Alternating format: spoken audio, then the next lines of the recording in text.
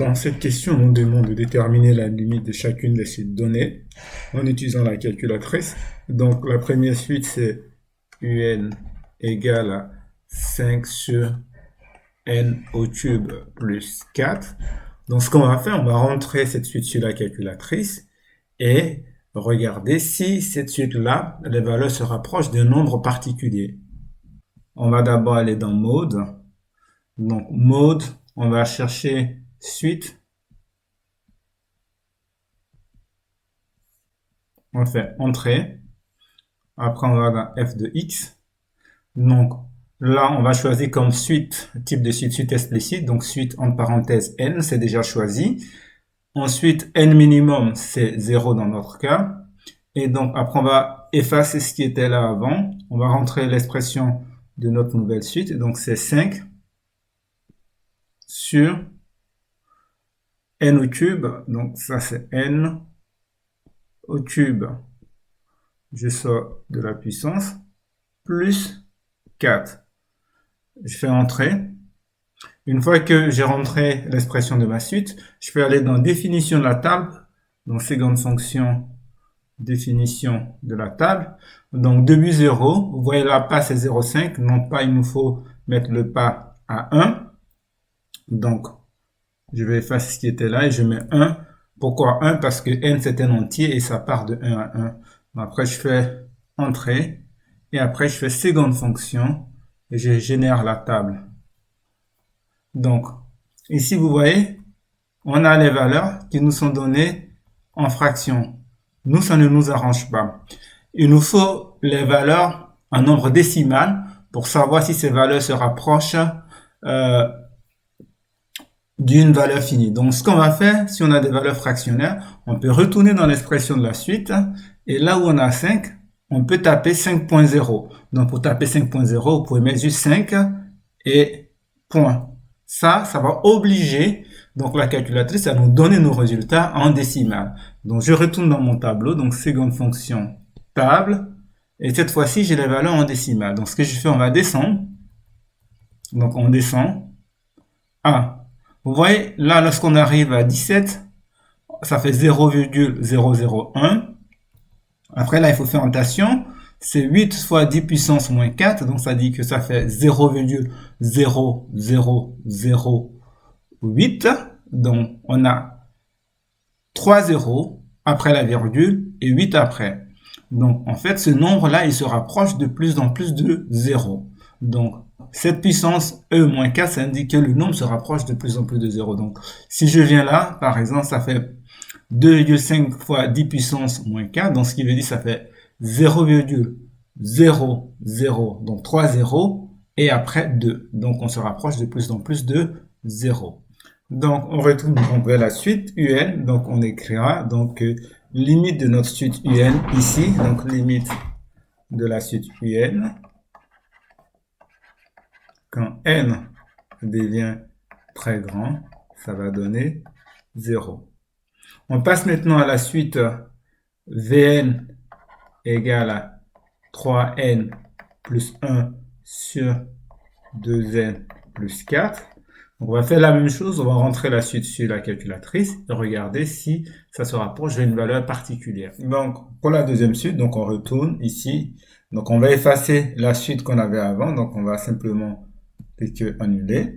Donc, notre suite, son expression, c'était donc 3n plus 1. Donc, 3n plus 1 sur après 2n plus 4. 2n plus 4. Ici, par exemple, le 4, on va le mettre 4,0 pour obliger la calculatrice à nous donner les valeurs sous forme de nombre décimal, pas de fraction. Donc, je mets 4,0 et 4,0, je peux l'écrire simplement 4 points. Donc, je fais entrer.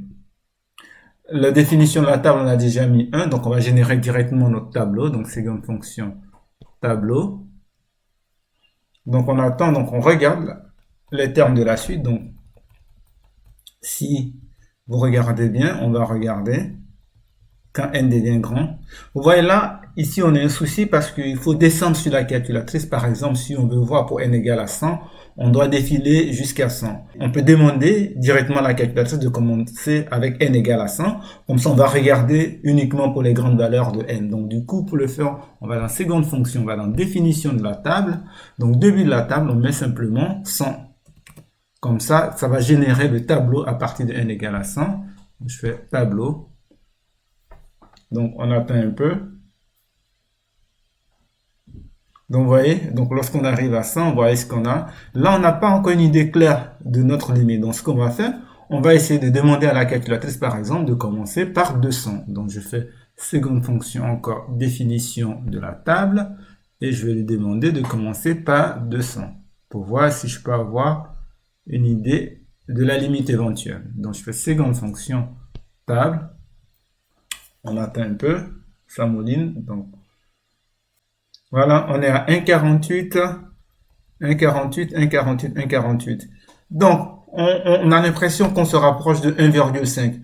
Pourquoi ne pas commencer avec maintenant n égale à 700? Bien attention, une fois que vous lancez, il va falloir être patient parce que la calculatrice, elle va calculer tous les termes. C'est pour ça qu'elle bug un peu. Donc, je vais faire seconde fonction de définition de la table. Je veux bien commencer par 700 pour voir si vraiment je me rapproche de 1,5. Donc, je fais seconde fonction table. Et il va falloir patienter un peu. Donc, on remarque toujours. Donc, on a 1,49. Donc, on voit bien qu'on se rapproche de 1,5. Mais on veut s'assurer. N devient très grand. Donc, on va plus l'infini. Vn se rapproche de 1,5. Donc, ça, c'est la limite. Maintenant, on va passer à la suite C. Donc la suite C, elle est définie par récurrence. On a Wn plus 1 égale à 0,8 fois Wn et W0 égale à 3. Donc ici, la méthode sera, attention, c'est Wn plus 5, 0,8, Wn plus 5, j'ai oublié le 5. Donc attention, la manière de rentrer une suite récurrente sur la calculatrice est différente de la façon de rentrer une suite explicite. Donc il faudra vraiment bien suivre la vidéo pour savoir comment rentrer une suite récurrente sur la calculatrice. Ok, donc pour rentrer la suite, donc on va revenir donc dans f de x. Donc cette fois-ci c'est une suite récurrente, on a Wn plus 1 en fonction de Wn. Donc du coup on va changer le type de suite, donc on va aller dans type, et on va prendre n plus 1, on fait entrer. Ok, là encore on va effacer ce qu'on avait avant. Donc, ici, n minimal, c'est 0 parce qu'on nous donne W0. Et W0, c'est 3. Je vais le rentrer ici. Donc, 3. Et le n minimum, c'est 0 parce que c'est W0. Maintenant, si vous regardez ici, vous avez U entre parenthèses n plus 1. Donc, le UN plus 1 ici, ça va représenter pour nous Wn plus 1. Donc, c'est égal à 0,8, donc 0,8, donc fois Wn, donc ça sera noté simplement, donc U entre parenthèses N. Donc Wn, on le note comme ça, U, pour avoir U, il faut utiliser la touche bleue, celle qui est en dessous de 7, donc U entre parenthèses N, pour désigner Wn, et on fait plus 5. Le pas, on l'a déjà mis en 1. N'oubliez pas qu'on avait changé le début de notre tableau. Donc, il faut retourner dans définition table pour le remettre un peu. On va le mettre, disons, à 0. On va voir si on peut avoir directement la limite. Donc, après, je fais seconde fonction table et je génère la calculatrice. Donc, vous voyez que là, a priori, on n'a pas une bonne idée de la limite. On ne sait pas si elle converge ou pas. Les valeurs augmentent. On va essayer de voir peut-être 80. Donc, on va commencer par 80. Donc, définition table. On va commencer à 80. On fait entrée. Seconde fonction table. Il faudra patienter un peu.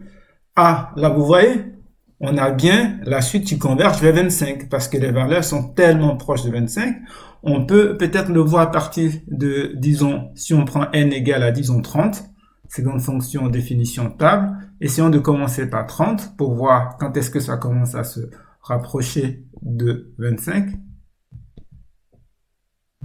Donc, voyez là, on voit bien que la suite, elle se rapproche de 25. Et tout à l'heure qu'on a fait avec un départ de 80, on s'est rendu compte que, eh bien, elle se stabilise complètement autour de 25. Donc, je vais le réafficher. Donc, seconde fonction table, je remets 80. Et on voit bien qu'à partir de 80, on obtient quasiment 25. Donc, les 25 qui sont donnés ici, ce sont des valeurs approchées. Donc, la suite Wn, ici, va converger vers 25.